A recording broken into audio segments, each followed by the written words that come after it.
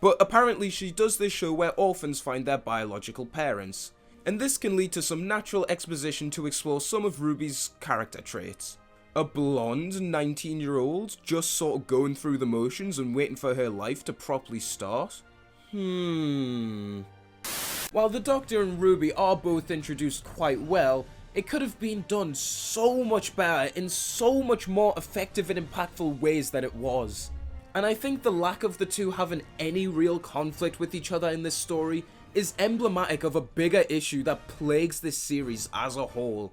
That being that the Doctor and Ruby just immediately get along and don't really conflict, leaving them both being nowhere near as interesting as they should be, despite the amazing potential they both obviously have. But with this being their first appearance together, they're fine in this episode.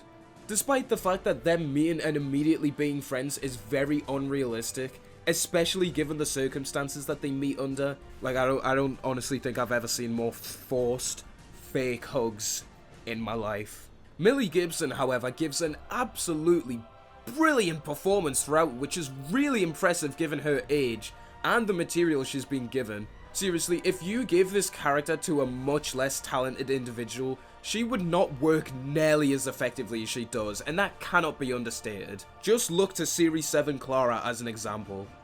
And we get the basic Doctor Who lore-dump for the supposed new viewers. Basic stuff we've all seen hundreds of times before, but unfortunately I think it perfectly highlights a problem with the lack of depth our characters have, and once again ignoring the 60th. While I like that the Doctor doesn't get too bogged down on Gallifrey being gone and the Time Lords being dead, why Ruby gives essentially no reaction to this is very questionable to say the least, and bordering on offensively lacking in depth to say the most. Like, I get that the Doctor isn't sad by this anymore and he brushes it off, but why Ruby doesn't ask more questions or show any real genuine concern for the Doctor after he tells her this is insane to me. Just think in the past how much the Doctor's people being gone has affected the companions in so many different situations, but here, I don't think Ruby ever brings it up again besides a scene later which is really just used to say who the Doctor is. Or at least if she does mention it, it's never in a meaningful way. It's not fair for your own planet. It burns. That's just it. Don't you see, Donna? Can't you understand? If I could go back and save them, then I would, but I can't. Great way of making Ruby feel like a person, and not just what she is, which is definitely the Doctor Who companion of all time. Though isn't it strange how Ruby is so willing to move away from here after literally less than 2 minutes, just because the Doctor says so? The Doctor Who companion of all time. And we get yet another scene which shows off Ruby's lack of character, where she brings up the fact that she's looking for her parents, and the Doctor has a time machine, yet he brushes it off and then so does she, as someone who is so desperate for answers would do. The Doctor Who companion of all time. The key difference being that the reason this is just nothing and this scene in the end of the world is so fantastic is because in the end of the world, this scene comes directly after Rose panics and is scared of the situation she's put herself in. She didn't even think about what she did. She just did it. But her ringing her mum grounds her back in reality and calms her down. Meanwhile here, Ruby is just so nonchalant about everything that it's hard to feel a connection to her in the story. Like, yeah, there's bits of excitement here and there. But besides that, you'd think she'd already been traveling with him for 6 months or something. I have a feeling this is foreshadowing. And the scene is just brushed past after, not giving us time to dwell on the character's emotions or mindset or anything meaningful like the end of the world did.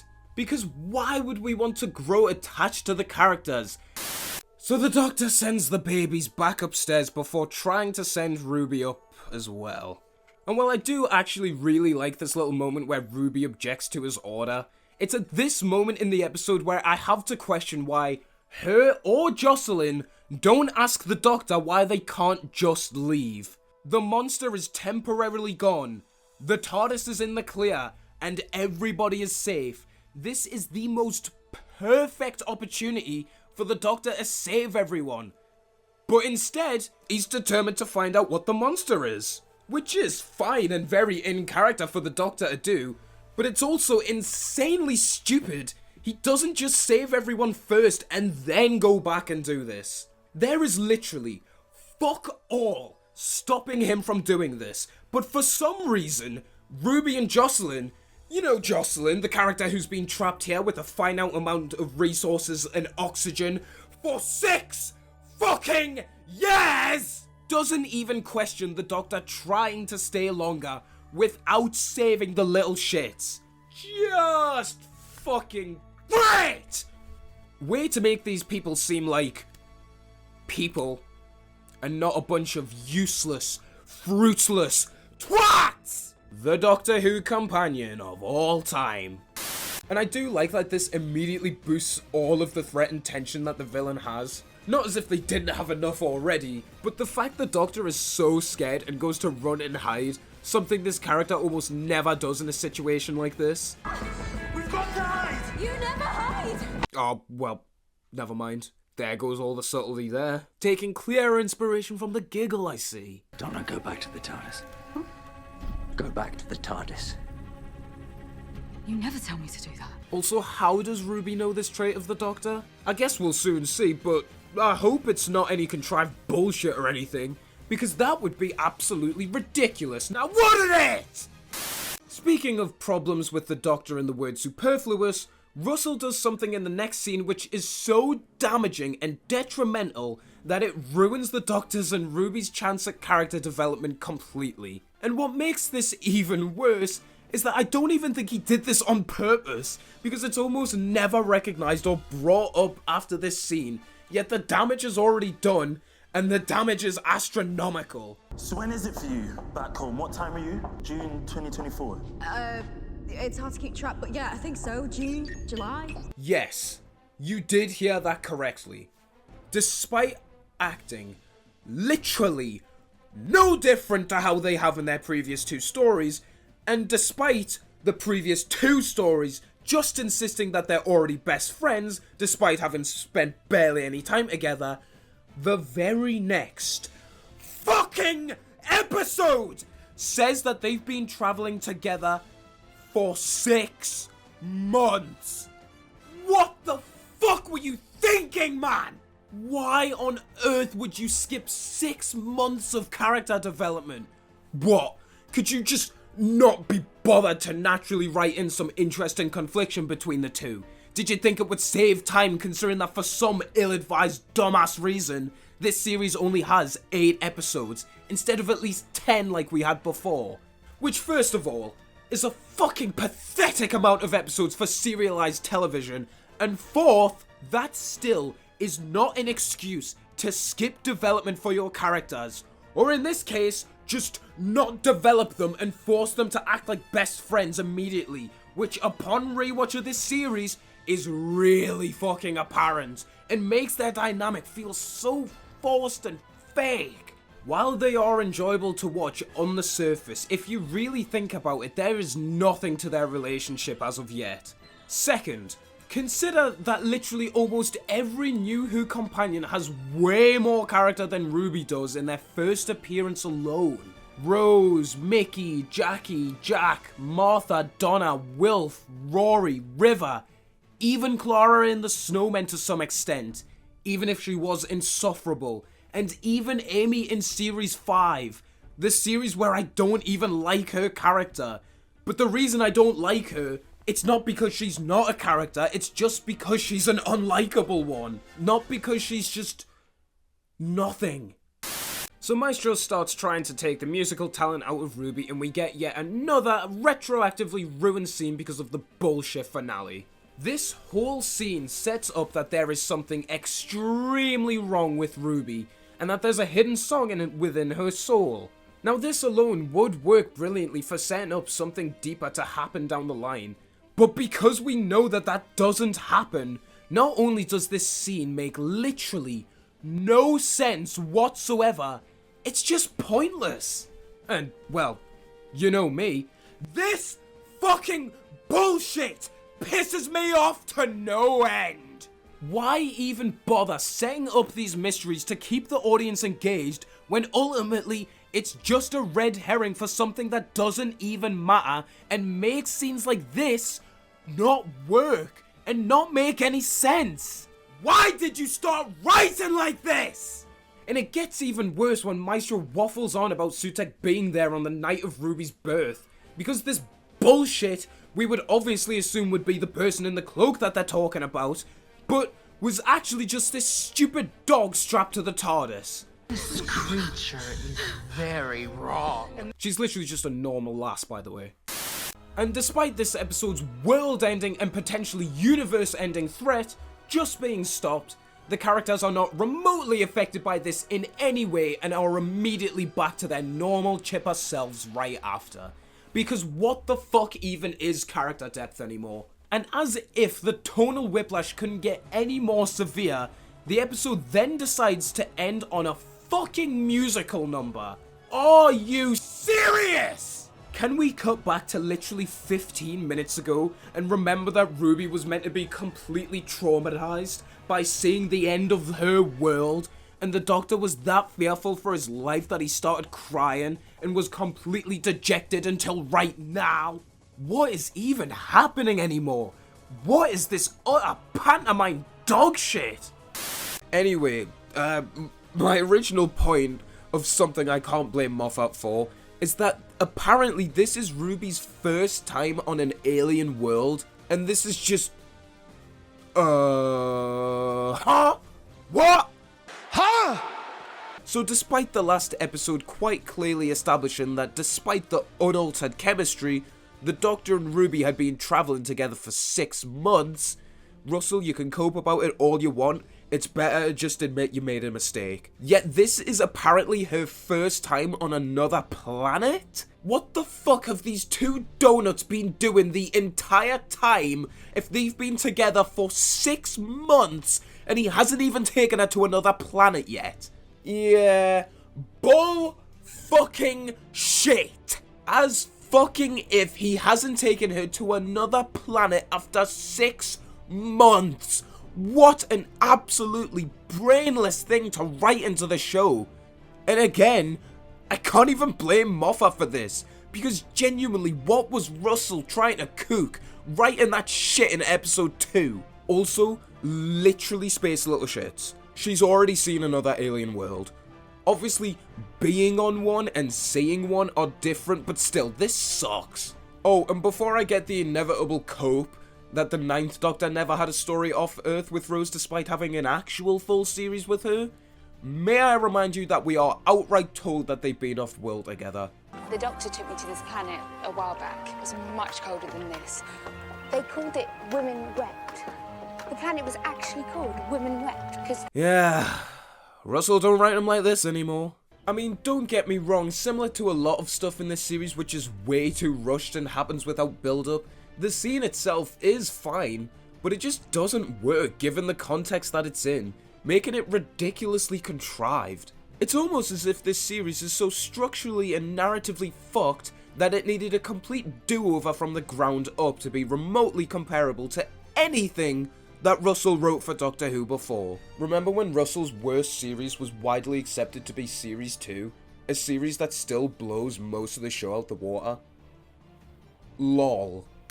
So Ruby picks up this testicle tube that has the remains of Veta inside, and once again, almost as if she lacks any depth or something, Ruby severely underreacts to this, creating a complete disconnect from her character to the audience.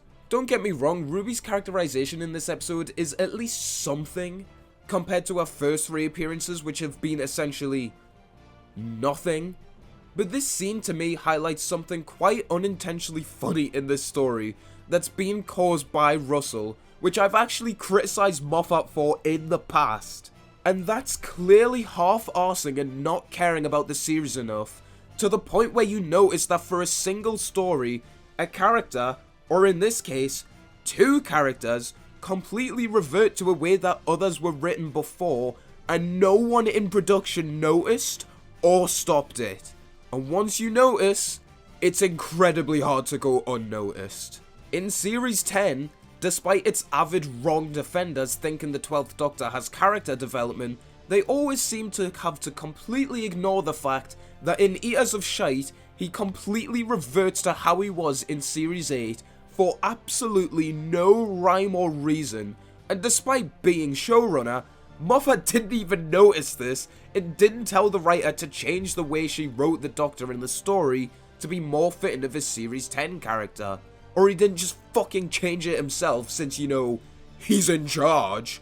And in this case, well, just listen to this dialogue and think of what it reminds you of. I heard a scream, I guess it was that. He was being smelted. It's a good word, smelted, isn't it? Not at the I've never moment. used the word smelted before, it's never come up. New planet, new word, landmine. Oh, I am having a day. Okay, are you getting scared because you're just babbling now? Toss it in your hand. Now tell me with a straight face that that wasn't just 12 and Clara dialogue.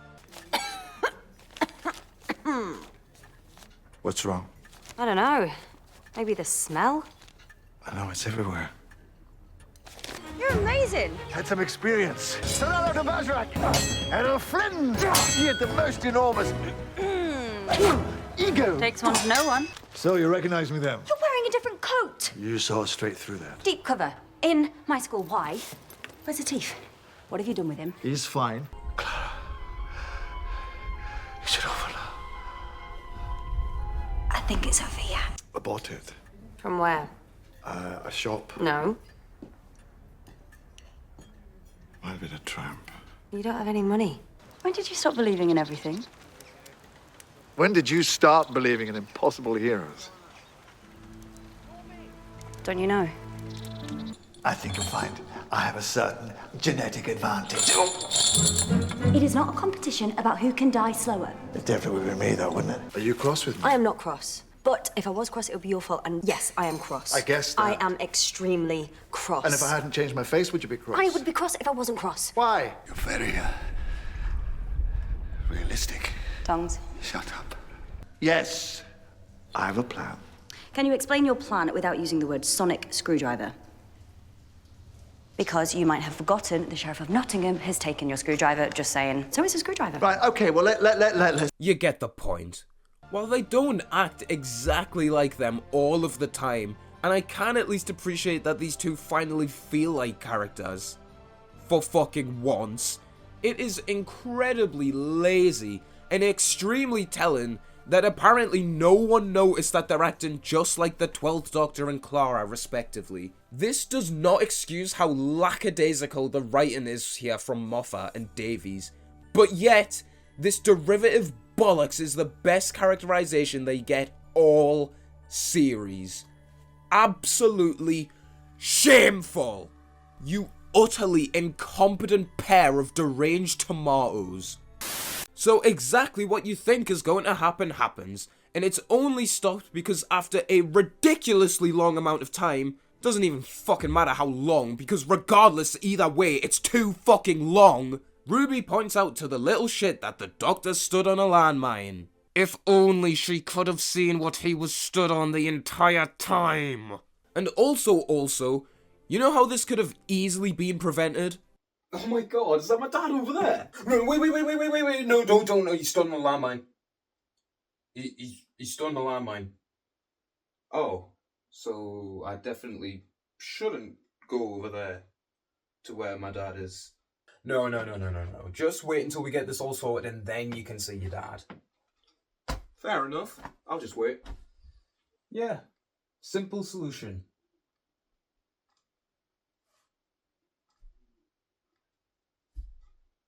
Next of kin. Who is my next of kin? I don't know. Maybe the woman who single-handedly raised you for 19 years, you inconsiderate bitch. So we get an awful shot of the characters looking at an obvious screen, and we get a line which reaffirms how much character Ruby lacks when written by Russell. Right, enough of that. Moving on. Come on, Ruby. No, hang on, we've had like 2 minutes of the awesome. Remember how no such thing was said in episode 1? LaMayo. So Ruby goes back to the TARDIS again and she gives her farewell to the Doctor before leaving to go back home. Unfortunately though, this scene is another which is just very weightless, and the impact of it isn't really felt because of the Doctor and Ruby's relationship. Because of their lack of character in their first 3 appearances not selling us on the connection between these two at all, her making this huge decision to leave the TARDIS behind and wish that she could see him again, it just isn't impactful. Because I couldn't tell you for the life of me what these two get out of each other besides just messing around and being overly happy and not being integral to the plot and not really being characters themselves, just sort of being empty vessels who follow around the awful plots. Even factoring Boom into the equation, I don't get what these two get out of travelling with each other. And unfortunately, as much as Ruby was just acting like the worst companion pre-Chibnall era but nowhere near as pretentious and insufferable, and can actually act with bad material, none of the personality from Boom has carried over. And with the Doctor acting no different at the start of the story either, I just don't buy that her leaving the TARDIS like this would be a super impactful moment at all. No, I was hardly with him, really. Which is a huge shame and just shows off how much Russell has rushed this series. I mean, it seems to me that this is a perfect way to build up the Doctor and companion's relationship. If you suck! And hell, honestly, while this scene is good, Ruby doesn't half underreact to seeing someone literally get eaten alive. The Doctor Who companion of all time. So the titles roll and we get the best showcase of how this episode will age like cheese on the beach. With Ruby basically being diminished in this episode, going from the Doctor Who companion of all time to just the Doctor Who companion of all time, except she never shuts the fuck up about Bridgerton. And considering that I am basically the same age as Ruby, and all of my mates are around the same age as me, and even having some mates in their 30s or 40s, and I have not heard a single one of them mention this show, even in passing, shows how this story is cooked from the start. Because while this show may be allegedly popular with the YouTube Shorts generation, it's not exactly groundbreaking or innovative stuff. It just looks like the most generic schlock for the sake of schlock to ever brain rot onto Netflix. So this episode's constant insistence on how this is so Bridgerton will make this episode age worse than Bad Wolf, which hasn't even really aged that badly, despite being from nearly 20 years ago, because to this day, despite being cancelled more than 10 years ago, people still know what The Weakest Link was. People still know what Big Brother was. As much as both of them were respectively crap in their own ways, game shows and reality TV, unfortunately, will be more culturally relevant than an apparent, at the time, popular drama. And even ignoring how cringe it is on its own, that the writers for this episode are using this show as a crutch to make the set more interesting, it really comes off as such a "how do you do, fellow kids?" level of trying to pander to the younger generation that it really gives you so much second-hand embarrassment that they thought this was a good idea. That one didn't age quite so well.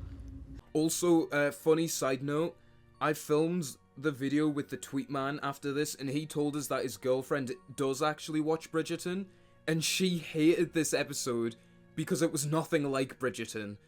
So this episode fails in every way you look at it. Oh, this is so Bridgerton. Shut up! Shut up! Shut up! Before it's revealed that this wet blanket has actually been a shoulder the whole time, and she kills Ruby. Oh no. Anyway. No, but seriously, this bullshit does not work in any which way you look at it, and the way they try to do this twist is so fucking cheap, because they basically cheat you into guessing any alternative. I don't want to jump ahead here, but obviously Ruby isn't fucking dead, but by having the lightning effect and Ruby scream, it's just a way to try and trick you into believing that she's dead. But why on earth, when the reveal happens that the plot devices saved her, are we never shown Ruby scream or this huge lightning effect? This doesn't work as a twist, because it's basically just a fucking lie. For a twist to work, you at least need to have some hints at it before the reveal, but here, with the foundation being built on two contradictory events, It's just shitty, lazy, pathetic, attention-grabbing storytelling at its finest, and it fucking sucks. Especially with all the bird noise bullshit that comes from Ruby, which, in universe, has no fucking reason to even exist. It's all so contrived, my fucking god! Before it's revealed that Ruby isn't actually a Chulda. Damn, this might have actually been a decent twist. If it wasn't built on a foundation of lies, you manipulative little shit! No, my mum's called Carla and my grand's called Sherry, and it snows when I was born, and we met space babies, and I'm really... In a setting that's so done to death that I'd honestly be sound with it never being used again. Because I'm so sick of the sight of it. Especially when annoying little blank slates constantly insist on it being Bridgerton. Shut the fuck up! He did the same joke about 3 times already. I don't think it's funny anymore. So the bobbin soldier tries to look behind the TARDIS in that direction, but sees nothing, and Ruby's mum disappears. Ruby cries, and maybe this would have an ounce of emotional weight or impact if we actually knew why she wanted to see her mum so badly, considering the lovely life that she lives, but we'll get to that. So the Doctor yaps on about the universe being dead, and there's absolutely no emotional resonance to be found in this scene, because we all know it'll get undone eventually because we're not fucking stupid. And the way we got to this conclusion is so cataclysmically, unthinkably dense, that I can't believe this daft piece of scumfuck is honestly trying to get any emotion out of us. It also doesn't help that neither Mel or Ruby react to everyone and everything that they know and love being wiped from the face of the earth, including Ruby's real and biological mum, who her entire character revolves around and is seemingly her only interest besides... actually no, that is really her only interest. I can't think of any more that are actually consistent, kept up character beats through the series, and aren't just used for plot, and once they're used for plot, they are forgotten. The Doctor Who companions of all time. And Ruby then drops the iPad, shattering it so Sutek couldn't see Ruby's mum's name, even though the screen very clearly did not show her name and just had the DNA sample. But we also clearly know that that would be enough to reveal the identity of her anyway, so this scene is just hollow and worthless, because Ruby already has what she wants, and knowing that once the DNA was retrieved that the mystery was solved, leaves this as a nothing moment, assuming that the memory of the DNA is what they use later in UNIT, otherwise that's just a plot hole, because how could they retrieve that? If they could have just retrieved that from the start, then obviously, like, none of this bullshit would have happened, because they could have just revealed who Ruby's mum is. But we aren't actually showing how they use that DNA, so, like, I don't fucking know. None of this shit makes any sense. If the real Russell T Davies had wrote this scene, it would have had a lot more impact because some sort of sacrifice would have been made to save the day. Rose was willing to sacrifice her life to save the Doctor in the Part of the Ways, leading to the Doctor having to sacrifice his own to save her. Jack in that story as well had sacrificed his life for a greater cause. In Series 2, the Doctor is willing to sacrifice his relationship with Rose to save the universe, only for her to put her own safety on the line again and almost lose her life to save the universe. Which was good, because if she hadn't, the day wouldn't have been saved and the Doctor probably would have been killed. And it also links very nicely to both their character arcs grown across the first 2 series. You know, because Russell used to be able to write. Martha has to sacrifice the safety of her own family, damn well knowing that they could die in the process to save the Earth from the Master, only for her to move on from the Doctor afterwards, because of what he'd inadvertently put her through. Donna ends up having to sacrifice becoming a better person in order to save the universe, losing every single bit of growth that she'd had built up through her character in the whole series. And in the end of time, the Doctor sacrifices his own life in order to save Wilf after already putting everything on the line multiple times. But here, with the way this has been written and with the details being so shoddy and clearly just not explained, it's honestly quite funny how this scene plays this off as a heroic sacrifice for Ruby, when nothing is lost and nothing is gained. Because this series has yet to actually give us a reason to care about Ruby's mum, besides just being a mystery box, and we don't even know why Ruby wants to find her, besides the fact that she just does. This is just a nothing moment. No sacrifice is being made here, so this is just stupid. And then we get another supposed edgy turn for the Doctor. And now, I must become a monster. Damn. I mean, maybe this would have an ounce of impact if you hadn't already condemned a bunch of bird people to slowly starve to death in the last episode. Or if you hadn't powered a ship to fart into a planet, killing everyone on board, or hadn't impaled the Goblin King with a church tower in your first story, then maybe killing the God of Death would have some impact. But because you've already killed so many people pretty cold-heartedly, I don't know why this actually bothers you. You caked up psychopathic doofus. Also, I like how Ruby just stands there blankly as he says this. The Doctor Who companion of all time. Come on, I'm pretty sure even Series 7 Clara would say something to that. If Ruby's mum is just a normal person, then why was the Maestro so scared of Ruby? What was the hidden song in her soul? How could a song have so much power? That's wrong. What is this?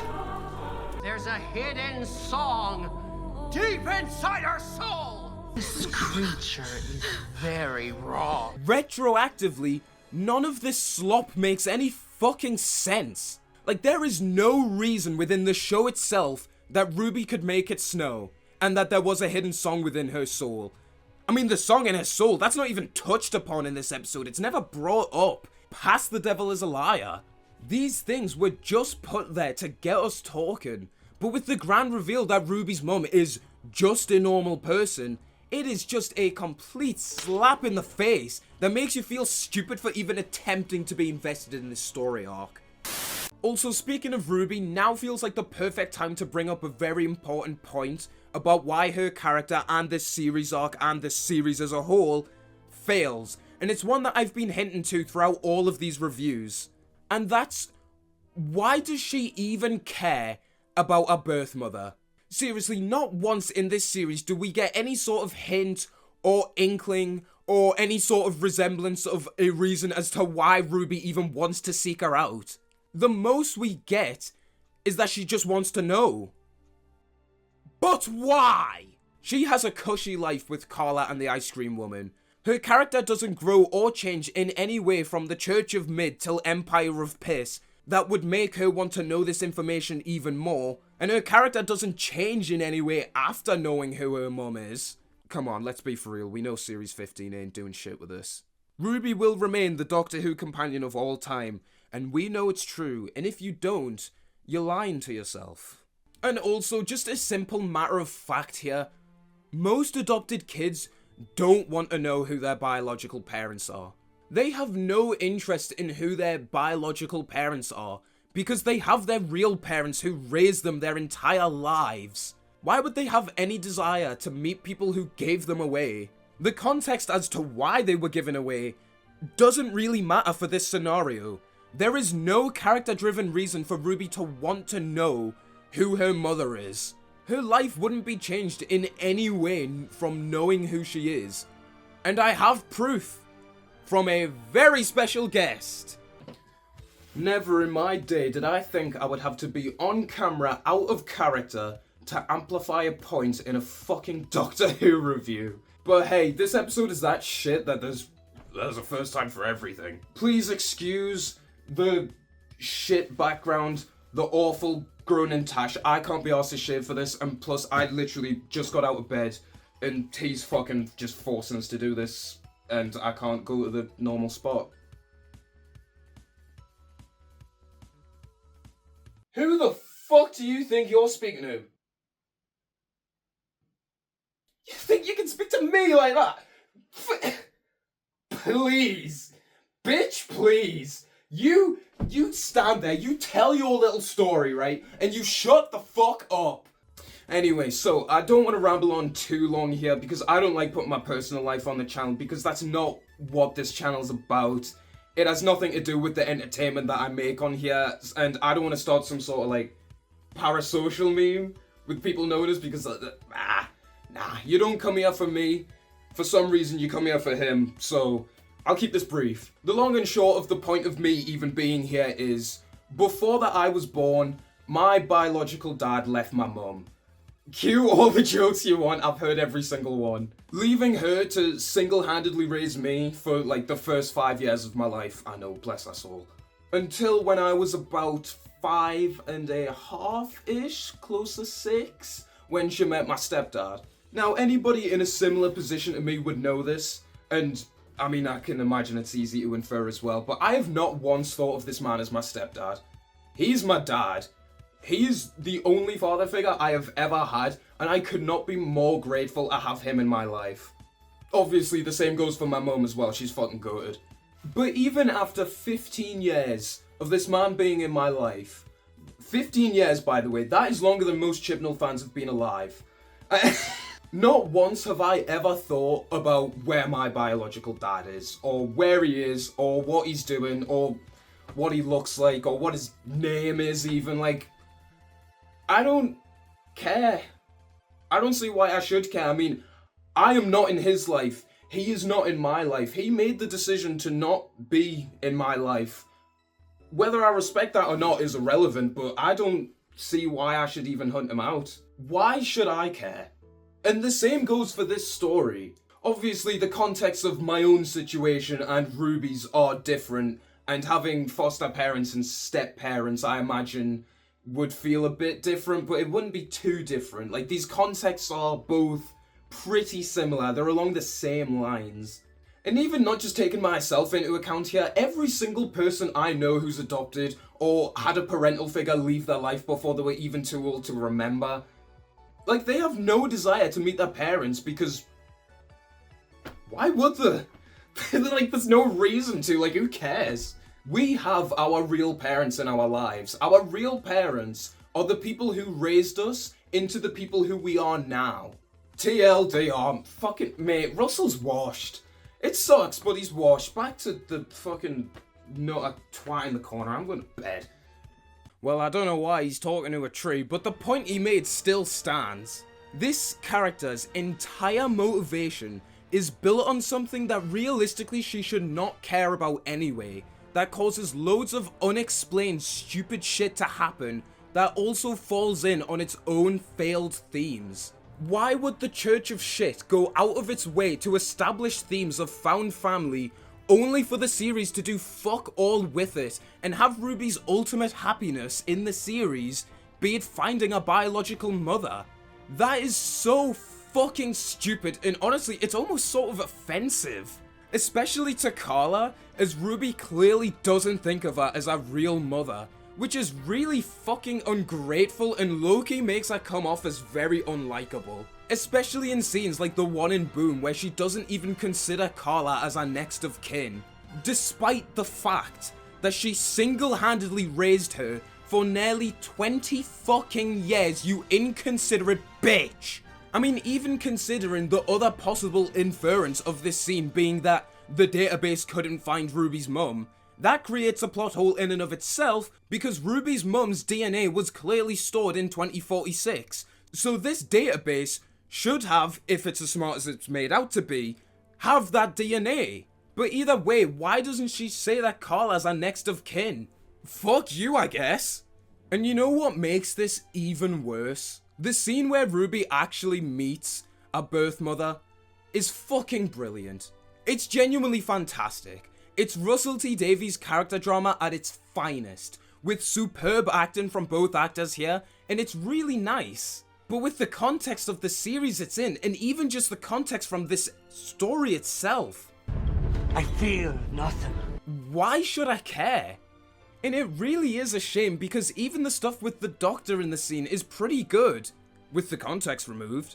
His reluctance to let Ruby go and see her because he's low-key jealous that he can't do the same for anyone in his family was quite good.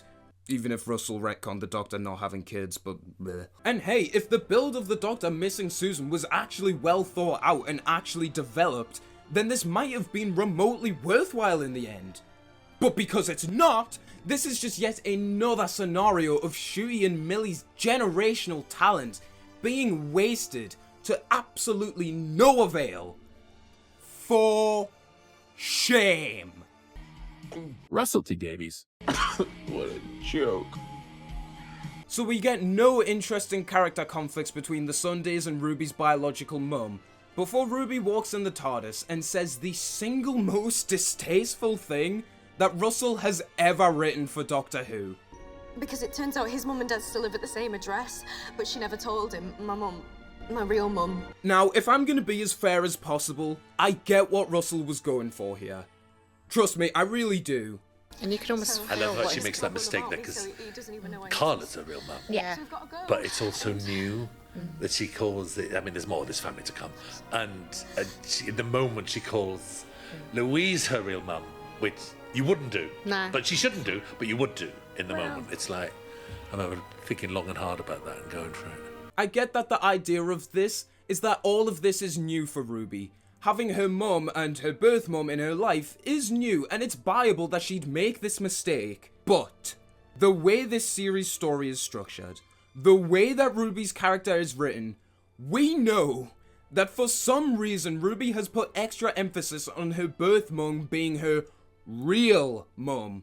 Her only driving force as a character was to know who our biological mum was. And with no acknowledgement or even correction from Ruby herself, or the Doctor, you've basically just written in that Ruby thinks that a birth mum is a real mum. Despite the fact that she didn't raise her into the person she is today, and didn't try to find her in almost 20 years. So knowing what Ruby's priorities as a character are, you've made this scene, inadvertently, intentionally or not, really fucking disgusting and disrespectful. What a horrible thing to write into the show. And I'm honestly surprised that this made it through, because it's inadvertently very offensive to every foster parent who's ever raised a kid their entire life. To have a show like Doctor Who say that they aren't real parents? Wow. Like, actually, fuck you. Like, what are you even playing at doing that without even an acknowledgement in the show of it being a fuck up? What the fuck, dude? Compare this to the incredible exits that all of Russell's companions got before, and it's night and fucking day. All of Russell's previous companions had these fantastic character arcs, and we understand what they got out of travelling with the Doctor, and we understand what the Doctor got out of travelling with them. With Rose, we see how travelling with the Doctor gave her life the purpose that she was so desperately seeking. I'm left travelling on my own because there's no one else. With me. And all the things I've seen him do for me. For you. For all of us. He does it alone, Mum. But not anymore. Because now he's got me.